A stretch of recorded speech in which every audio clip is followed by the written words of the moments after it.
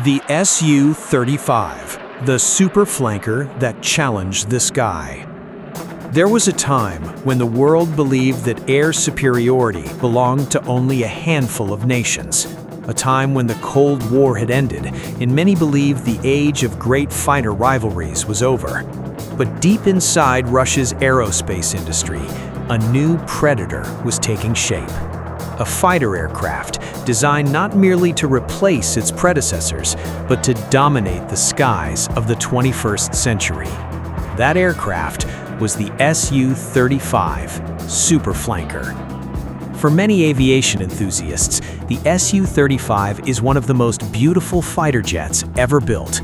But beauty was never its purpose. It was created for one reason: to be a hunter.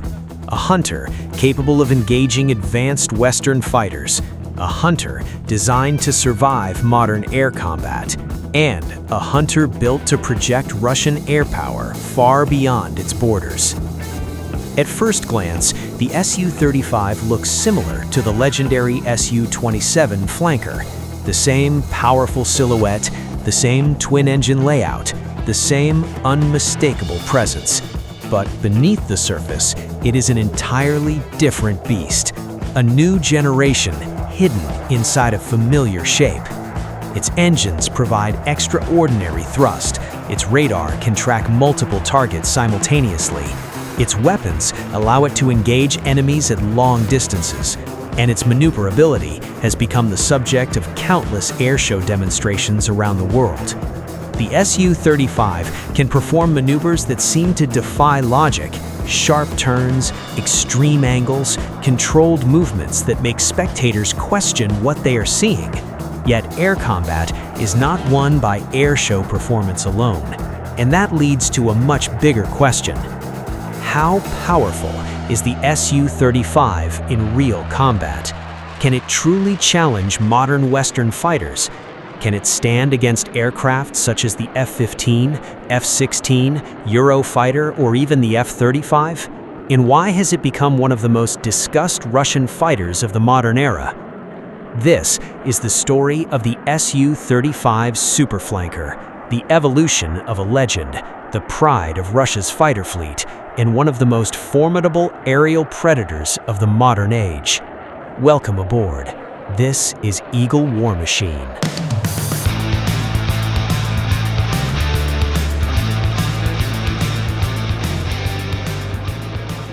Su-35, built to challenge the West. To understand why the Su-35 became so important, we must go back to the years after the Cold War. The Soviet Union had collapsed, military budgets were shrinking, and Russia was facing one of the most difficult periods in its history. Many believed the era of Russian air dominance was over. Meanwhile, the United States continued to advance.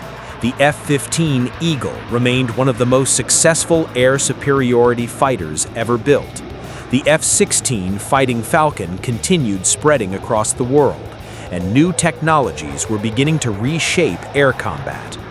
Russia knew it needed something new, not merely a replacement for the Su-27, but an aircraft capable of competing with the latest Western fighters, an aircraft that could bridge the gap between the Cold War era and the future. That project eventually became the Su-35. At its core, the Su-35 was designed around one key philosophy: extreme combat performance. Russia wanted a fighter that could fly farther, carry more weapons, track more targets, and survive against advanced threats. The result was a heavily modernized flanker, unlike anything seen before. The airframe was strengthened, the avionics were redesigned, the cockpit became fully digital, and powerful new engines transformed the aircraft's performance. These engines featured thrust vectoring technology, a capability that allowed the aircraft to direct engine thrust in multiple directions. The effect was dramatic. The Su-35 could perform maneuvers that most fighters could only dream of: sudden turns, rapid directional changes, and incredible control even at very low speeds. At international air shows, the aircraft quickly became famous. Pilots demonstrated breathtaking maneuvers, spectators watched in disbelief, and military analysts around the world took notice. But maneuverability was only part of the story. Modern air combat is often decided long before pilots can see each other. The fighter that detects first often shoots first, and the fighter that shoots first usually has the advantage. Russia understood this reality. That is why the Su-35 received one of the most powerful radars ever installed in a non-stealth fighter. The aircraft could search vast areas of airspace, track multiple targets simultaneously, and engage enemies at significant distances. Combined with advanced electronic warfare systems, the Su-35 became far more than a dogfighter. It became a long-range aerial hunter, a fighter designed to dominate large sections of the battlefield. By the early 21st century, many experts began asking an important question. Was the Su-35 the ultimate evolution of the Flanter family? Had Russia created one of the most capable non-stealth fighters in the world, or would it eventually face limitations against the next generation of stealth aircraft? Those questions would soon be tested. Not in demonstrations, not in simulations, but in real-world operations. Because before long, the Su-35 would find itself deployed in active conflict zones, and the world would finally see how the superflanker performed beyond the airshow stage. In Part 3, we enter real combat environments, where the Su-35 moves from engineering marvel to operational war machine, and where its reputation would face its greatest tests yet.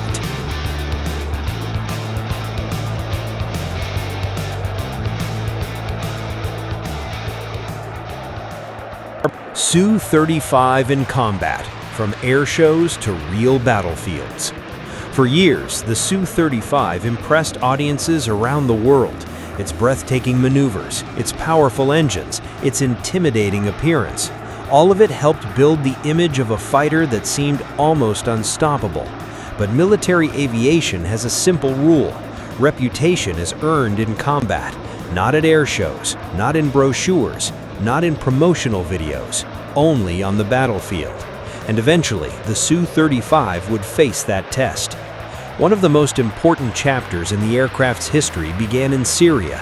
When Russia launched military operations in support of the Syrian government, the Su-35 was among the fighters deployed to the region. This was not merely a symbolic deployment. The aircraft was expected to protect Russian assets, escort strike aircraft, patrol contested airspace, and demonstrate Russia's ability to project power far beyond its borders. For the first time, the world had an opportunity to observe the superflanker operating in an active conflict zone. The skies over Syria were crowded. Russian aircraft, American aircraft, NATO forces, regional air forces, reconnaissance platforms, drones, and electronic warfare assets, all operating within the same theater. This created an environment unlike anything seen during the Cold War. Pilots from rival powers often found themselves flying within visual range of one another. Every encounter carried strategic significance. Every maneuver was watched. Every decision mattered. The Su-35 quickly became one of Russia's primary tools for maintaining air presence. Its long range allowed it to remain on station for extended periods. Its powerful radar helped monitor vast sections of airspace, and its advanced weapons gave it the ability to engage threats at considerable distances. Yet modern air warfare is rarely about dramatic dogfights. The reality is often more complex: detection, tracking, electronic warfare, information sharing, command and control. These factors frequently determine the outcome long before missiles are launched. The Su-35 entered a battlefield where technology was evolving rapidly, a battlefield where stealth aircraft were becoming more common, a battlefield where information itself had become a weapon. And this raised a critical question. Could one of the world's most advanced non-stealth fighters remain effective in an age increasingly dominated by stealth technology? Military analysts around the world began studying the aircraft closely. Some praised its impressive performance, others questioned how it would fare against fifth-generation opponents. Many agreed on one thing: the Su-35 was among the most capable fighters Russia had ever produced. But capability alone does not guarantee dominance, because every generation of warfare creates new challenges, and every new challenge demands adaptation. Then came another major test, a conflict that would place Russian military aviation under even greater scrutiny, a conflict where every aircraft operation would be analyzed by experts across the globe, a conflict that would once again put the Su-35 in the spotlight and force the world to ask, how effective is the superflanker in modern high-intensity warfare? In Part 4, we enter the era of modern conflict, where the Su-35 faces its toughest challenges yet, and where the realities of 21st century air warfare become impossible to ignore. This is where reputation meets reality, and where the story of the superflanker becomes even more compelling.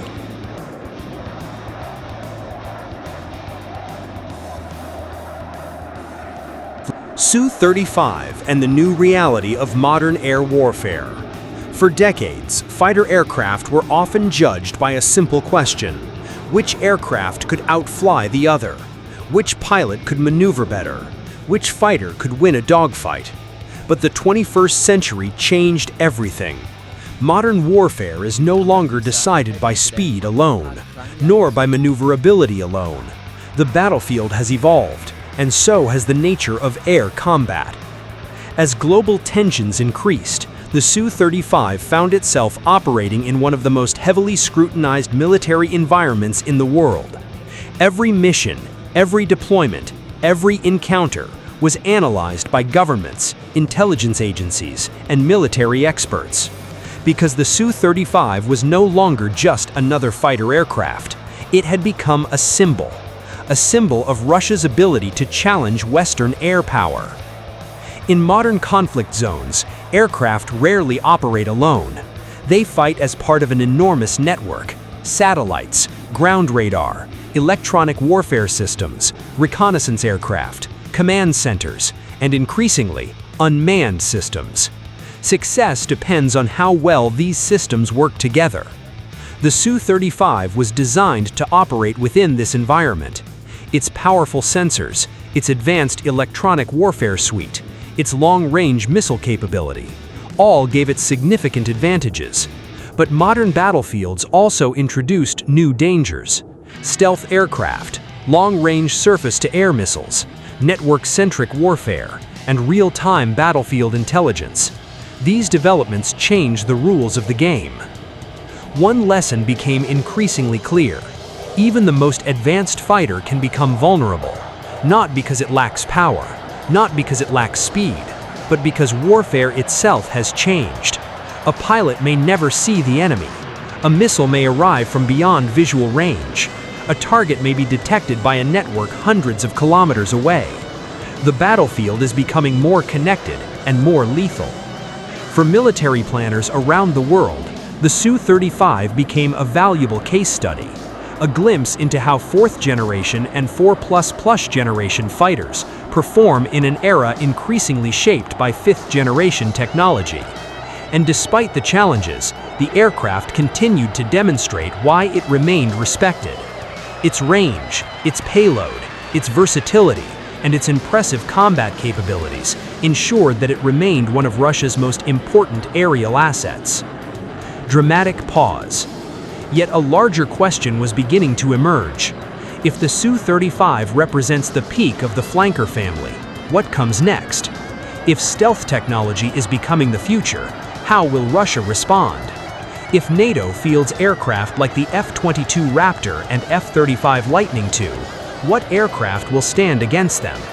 The answer was already being developed, behind closed doors, inside research facilities, and within Russia's most ambitious aerospace program in decades.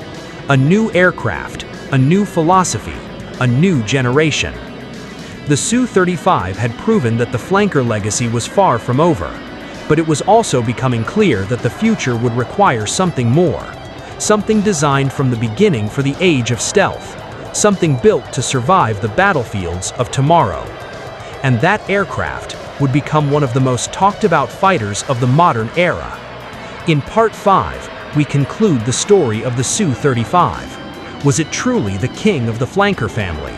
Did it fulfill its mission as Russia's ultimate non-stealth fighter?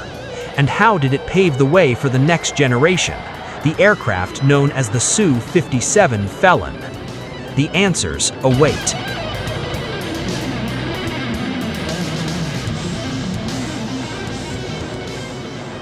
Conclusion. Was the Su-35 the ultimate flanker? Throughout this documentary, we have followed the journey of one of Russia's most formidable fighter aircraft. From its origins in the legendary Su-27 to its transformation into a modern aerial predator, to its role in some of the most closely watched military operations of the 21st century. And now, we arrive at the final question. Was the Su-35 truly the ultimate flanker? In many ways, the answer is yes.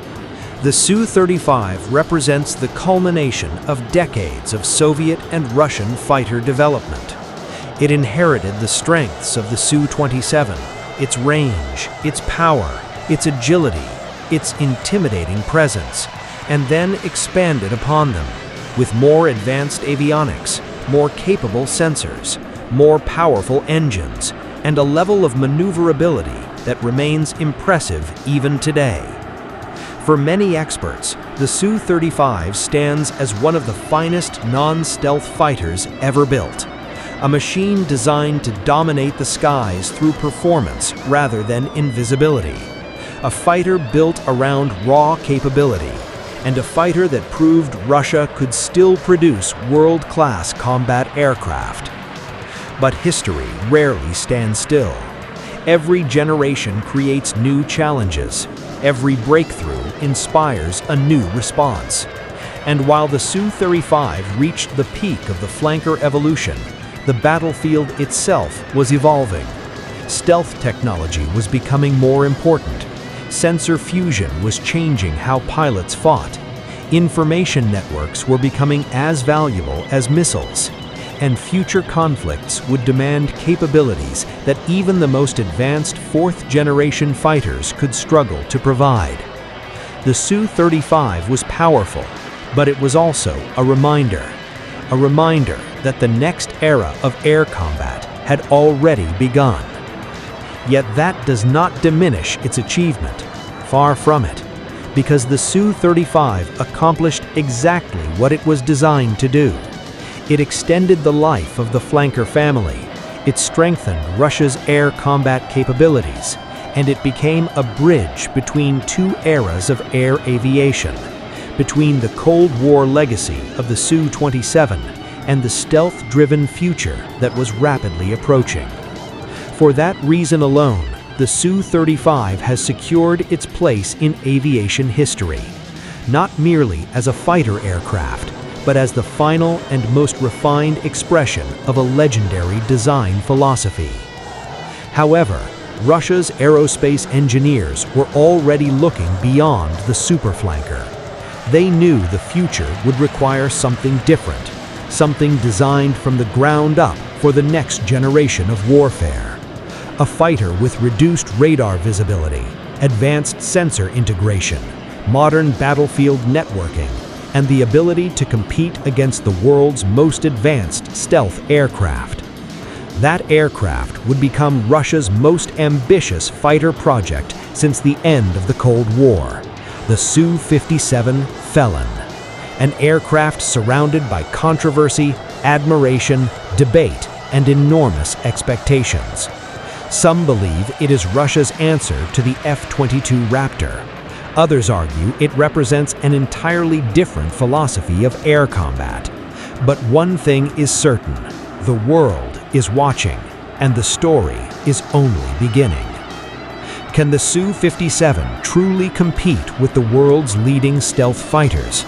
Has Russia finally entered the fifth-generation era on equal footing? Or does the future of air combat still belong to someone else?